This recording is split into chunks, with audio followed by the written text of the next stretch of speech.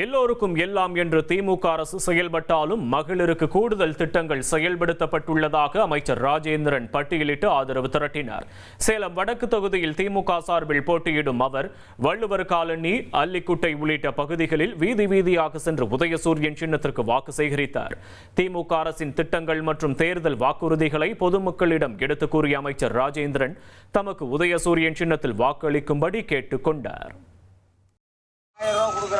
தமிழ் புதல்வன் திட்டம்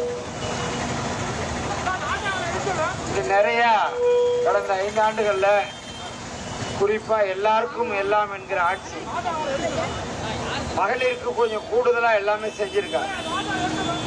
இப்போ ஒரு தேர்தல் அறிக்கை வெளியிட்டு இருக்காரு தெரியுமா? இல்லத்தரசிகளுக்கு கூப்பன் 8000. இனி செல்லும் இடமெல்லாம் செய்தி. தந்தி டிவியின் வாட்ஸ்அப் சேனலை ஃபாலோ பண்ணினா செல்லருக்கும் இடமெல்லாம் செய்தி.